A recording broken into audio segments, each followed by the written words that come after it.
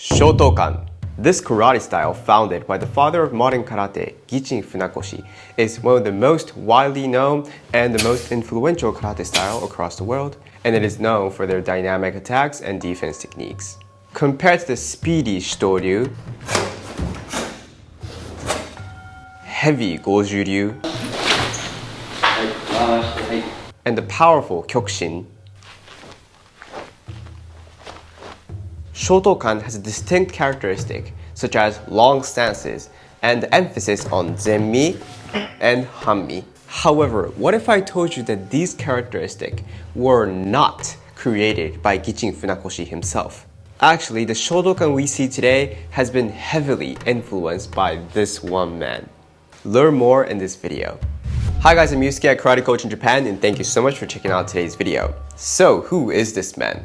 The name of this man is Gigo Funakoshi, the third son of Gichin Funakoshi. Born in 1906 in Okinawa, Gigo started his karate journey at the age of 12 as a means to improve his health. At the age of 17, he moved to Tokyo with his father and later became a radiographer. So having a karate sensei as his father, he basically practiced under his father's dojo, which was called Shotokan. Remember, Shotokan was first the name of the school, and it was not the name of a style. As he continued his training, he later started to teach in various universities with his father, including my university, Keio University. As his father evolved karate from a purely self-defense martial art to a more philosophical way of life, or do in Japanese, Gigo saw the importance in advancing the technical side of karate and began to add on karate techniques like long stances and dynamic movements. I can personally relate to this change because I have an experience in the Okinawan karate, the old Shotokan karate under Keio, and the modern Shotokan under competitions. As for the Okinawan styles, if you guys have watched the Yusuke in Okinawa series, you guys know that I experienced Shorin-ryu and Matsubashi-ryu. These two have the origin in Shurite, which was one of the three original karate styles in Okinawa, and Shotokan has the same origin of Shurite. Therefore, they are quite similar. The characteristic of these two are that the power is generated mainly from the upper body. So yes, they are using the lower body as well. However, their main source of kime is the upper body. Also, their stances are higher and their movements are a lot more compact.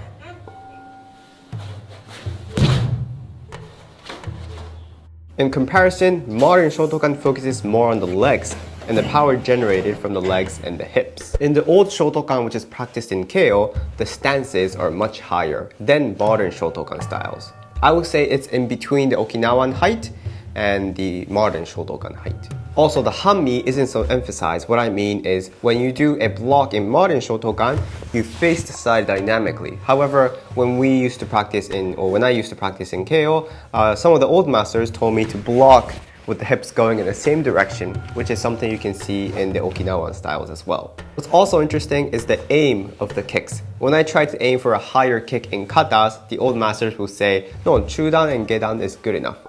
Because in Okinawa as well, their kicks are mainly aimed for the gedan. So this is another difference between the modern Shotokan and the old Shotokan. Also, I provide private and group lessons online, so if you'd like to check that out, please check it out from this link up above. The first week for the group lesson is free, so why don't you give it a try? Let's continue with the video. And at last, the modern Shotokan that you might have seen on YouTube or something you might have seen in the Olympics has a wider stance, heavier emphasis on the lower body, and a lot more crisp hip motions. Also, higher kicks such as mashigiri and uramashi was something that became recently popular. Thinking that Gichin Funakoshi came to Tokyo in the 1920s, and right now we're in the 2020s, there has been around 100 years since this whole history happened. Therefore, we can say that the changes has been made throughout this 100 years, but Gigo was the first one to make that huge change. He started to make these changes between 1936 and 1945, when Gigo gave a different and powerful Japanese flavor based on his study of modern kendo and iaido, which are both the ways of the sword. The footworks that you see, the longer stances, the fumikomi, the stepping noises are all taken from kendo. So my question for you is, do you guys think of this change as something positive or negative? Or do you think some parts are positive and some parts are negative? Let me know in the comment section below. Personally, I believe that the emphasis on the lower body opened up a new door into moving your body in a more efficient way. Now that you can use your knees, your ankles, your pelvis to generate power, it gave a lot more options. And when sparring, it is very helpful when you have a longer stance because you can cover a longer distance. However, I do understand that some say that the stances are getting too wide, which I agree, so I believe we must find the right distance where we feel the most comfortable. Going back to the story of Gigo, he would sometimes say that his father's teaching methods are too old, that there has to be a change. That's why slightly there was a gap between what the father thought and what Gigo thought. This can be seen in the way they published their first karate book. Gichin Funakoshi wrote the history part and Gigo wrote the technical part. Gigo heavily believed that something that they're going to leave to the history has to be something that was a lot more modernized. Therefore, he wrote his physical, way of moving the body and not his father's. So yeah, that was today's short history lesson. Thank you guys so much for watching all the way till the end.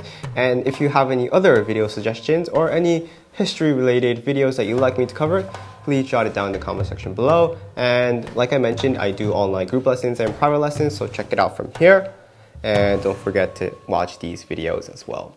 See you guys in the next video.